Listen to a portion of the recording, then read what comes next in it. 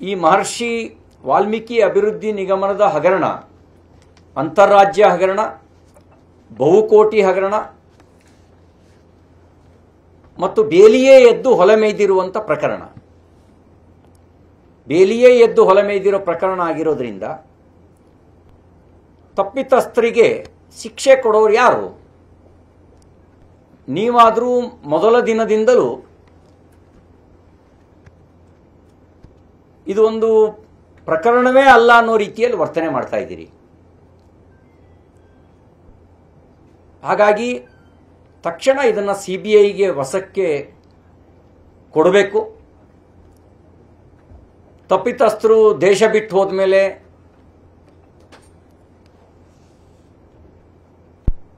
ಆಮೇಲೆ ಊರು ಕೊಳ್ಳೆ ಹೋದ್ಮೇಲೆ ದಿಡ್ಡಿ ಬಾಗಿಲು ಹಾಕಿದ್ರು ಅನ್ನೋ ಪರಿಸ್ಥಿತಿ ಬರಬಾರ್ದು. ಆ ಹಣ ರಿಕವರಿ ಮಾಡಬೇಕಾಗಿರೋದು ತುರ್ತು ಅವಶ್ಯಕತೆ ಇದೆ. ಹಾಗಾಗಿ ತಕ್ಷಣ ಇದನ್ನು CBIಗೆ ಪ್ರಕರಣವನ್ನು ವಹಿಸಬೇಕು ಅಂತ ನಾನು ಆಗ್ರಹಿಸ್ತೇನೆ. ನೀವು ನಾಗೇಂದ್ರ ಅವರನ್ನ ಇನ್ನೂ ಸಂಪುಟದಲ್ಲಿ ಇಟ್ಕೊಂಡಿರೋದನ್ನು ನೋಡಿದಾಗ ಅವತ್ತು ಸಂಶಯವನ್ನು ವ್ಯಕ್ತಪಡಿಸಿದ್ವಿ. ಇಡೀ ಹಣ ನೀವು ತೆಲಂಗಾಣ ಆಂಧ್ರ ಪ್ರದೇಶದ ಚುನಾವಣೆಗೆ ದುರ್ಬಳಕೆ ಮಾಡಿಕೊಂಡಿರುವ ಸಾಧ್ಯತೆಗಳಿದ್ದಾವೆ. ನಾಗೇಂದ್ರ ಅವ್ರ ಮೇಲೆ ಕ್ರಮ ತಗೊಂಡ್ರೆ ಎಲ್ಲಿ ಕಾಂಗ್ರೆಸ್ ಪಾರ್ಟಿ ಹೆಸರನ್ನ ಅವ್ರು ಹೇಳಿಬಿಡ್ತಾರೇನೋ ಅನ್ನೋ ಭಯ ನಿಮಗೆ ಕಾಡ್ತಾ ಇರ್ಬೋದು. ಅದಕ್ಕಾಗಿ ಅವರನ್ನ ರಕ್ಷಿಸುವಂಥ ಪ್ರಯತ್ನವನ್ನು ಮಾಡ್ತಾ ಇದ್ದೀರಿ ಅಂತ ನನಗೆ ಅನುಮಾನ ಇದೆ. ಮತ್ತು ನೀವು ಈಶ್ವರಪ್ಪನವ್ರ ಪ್ರಕರಣಕ್ಕೆ ಇದು ಭಿನ್ನ ಅಂತ ಹೇಳ್ತಾ ಇದ್ದೀರಿ. ಈಶ್ವರಪ್ಪನವ್ರ ಪ್ರಕರಣದ ಅವ್ರ ಮೇಲೆ ಇದ್ದಿದ್ದ ಆಪಾದನೆ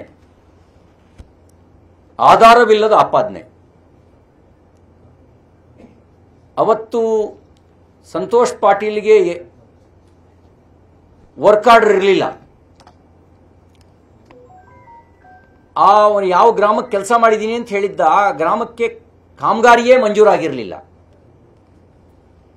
ಕಾಮಗಾರಿಯೇ ಮಂಜೂರಾಗದೆ, ಏಜೆನ್ಸಿಯೇ ಫಿಕ್ಸ್ ಆಗದೆ, ಟೆಂಡರ್ನೇ ಕರೆದೆ, L1 ಯಾರು ಅಂತಾನೆ ಫಿಕ್ಸ್ ಆಗದೆ, ವರ್ಕ್ ಆರ್ಡರೇ ಕೊಡದೆ ಅವನು ಬಿಲ್ಲಿಗೆ ಡಿಮಾಂಡ್ ಮಾಡ್ತಿದ್ದ. ಬಿಲ್ ಕೊಟ್ಟಿದ್ರೆ ಅಪರಾಧ ಆಗ್ತಿತ್ತು.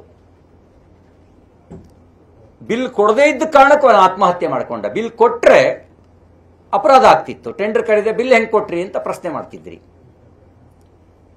ವರ್ಕ್ ಆರ್ಡರ್ ಇಶ್ಯೂ ಆಗದೆ ಹೆಂಗೆ ನೀವು ಹಣ ಕೊಟ್ರಿ ಅಂತ ಪ್ರಶ್ನೆ ಮಾಡ್ತಿದ್ರಿ. ಅದಕ್ಕೆ ನಾನು ಈ ಪ್ರಕರಣ ಇದು ಗಂಭೀರವಾದ ಪ್ರಕರಣ.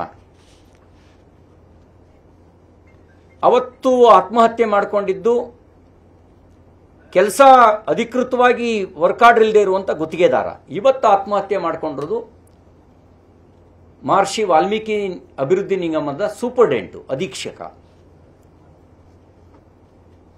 ಅಷ್ಟು ಸ್ಪಷ್ಟವಾಗಿ ತನ್ನ 6 ಪುಟಗಳ ಡೆತ್ ನೋಟ್ನಲ್ಲಿ ಉಲ್ಲೇಖ ಮಾಡಿದ ನಂತರನೂ ಕೂಡ ನಿಮಗಿದು ಏನೂ ಅನಿಸಿಲ್ಲ ಅಂದರೆ ನಿಮ್ಮ ಸಂವೇದನಾಶೀಲತೆಯ ಬಗ್ಗೆ ನಮ್ಗೆ ಅನುಮಾನ ಬರುತ್ತೆ. ಅಥವಾ ಇದರಲ್ಲೂ ದೊಡ್ಡ ಪಾಲು ನಿಮಗೂ ತಲುಪಿದೆಯೇನೋ ಅಂತಕ್ಕಂಥ ಅನುಮಾನ ನಮಗೆ ವ್ಯಕ್ತ ಆಗುತ್ತೆ. ಹಾಗಾಗಿ ಇದರ ಸಮಗ್ರ ತನಿಖೆಗೆ CBIಗೆ ಕೊಡೋದು ಮತ್ತು ತಕ್ಷಣ ನಾಗೇಂದ್ರ ಅವರನ್ನ ವಜಾ ಮಾಡುವ ಕೆಲಸ ಮಾಡಬೇಕು ಅಂತ ಆಗ್ರಹಿಸ್ತೇನೆ. ಅಂದರೆ ಅಕ್ರಮ ನಡೆದಿರೋದನ್ನ ಸಚಿವರೇ ಒಪ್ಕೊಂಡಿದ್ದಾರೆ.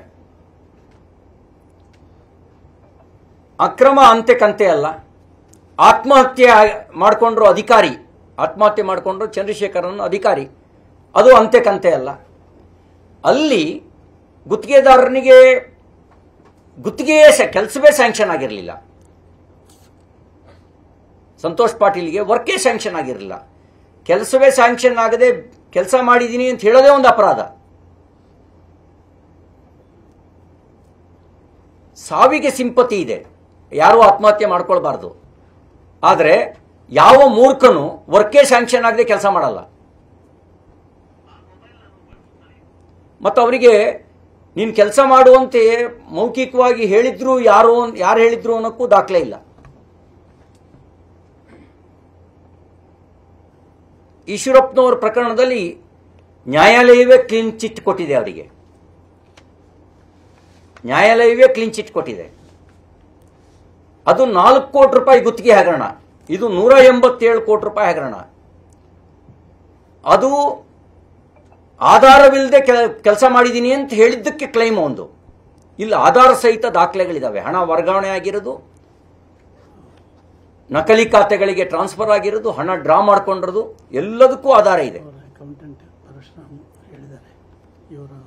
ಚಂದ್ರಶೇಖರನ್ ಡೆತ್ ನೋಟ್ ಅಲ್ಲಿ ವಿವರಗಳಿದ್ದಾವೆ. ಪರಶುರಾಮ್ ಸ್ಟೇಟ್ಮೆಂಟ್ನಲ್ಲಿ ಮೌಖಿಕವಾಗಿ ಸಚಿವರ ಸೂಚನೆ ಅಂತ ಹೇಳಿದ್ದಾರೆ. ಇನ್ನೇನು ಬೇಕು ಸಾಕ್ಷ್ಯ? ಅಂದ್ರೆ ಶಿವಕುಮಾರ್ ಅವರು ಅಂಗೈ ಹುಣ್ಣಿಗೆ ಕನ್ನಡಿ ಹಿಡಿಯಬೇಕು ಅಂತ ಬಯಸ್ತಾ ಇದ್ದಾರೆ.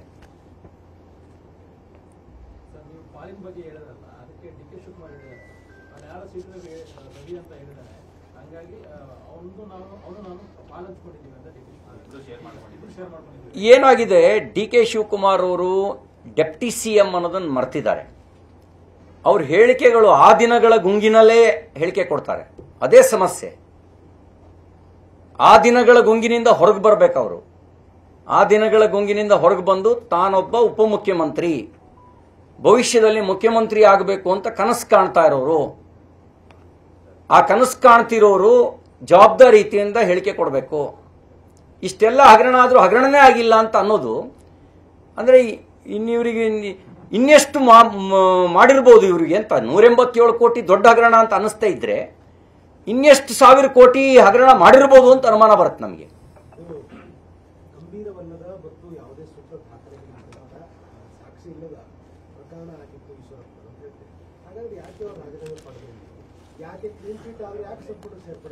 ಒಂದೇನಂದ್ರೆ ಸಾರ್ವಜನಿಕವಾಗಿರುವಂತ ಸಂಶಯಗಳಿಗೆ ಉತ್ತರ ಕೊಡಬೇಕಾದಂತ ಸಂದರ್ಭಗಳಲ್ಲಿ ರಾಜೀನಾಮೆ ತಗೊಳ್ಬೇಕಾಗತ್ತೆ. ಯಾಕಂದ್ರೆ ಸಾರ್ವಜನಿಕವಾಗಿ ನರೇಶನ್ ಅಂತ ಏನು ಹೇಳ್ತೀವಿ, ಆ ನರೇಶನ್ನು ರಾಜೀನಾಮೆ ತಗೊಳ್ಳದೇ ಇದ್ರೆ ಅದು ಮಲ್ಟಿಪಲ್ ಆಗೋ ಚಾನ್ಸಸ್ ಇರುತ್ತೆ.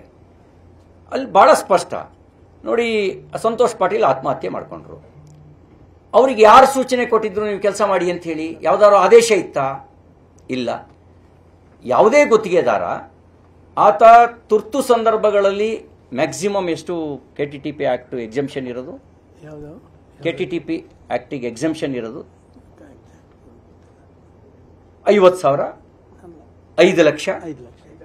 ಅದಕ್ಕಿಲ್ಲ. 5 lakhs ಬ್ಲ್ಯಾಕ್ ಮೇಲ್ ಇಲ್ಲ. KTTP act exemption. ಅದಕ್ಕೂ ಯಾವ್ದಾರು ಒಂದು ನಿಗಮದ ಮೂಲಕ ಮಾಡಿಸ್ತಾರೆ, ನಿರ್ಮಿತಿ ಕೇಂದ್ರದ ಮೂಲಕನೋ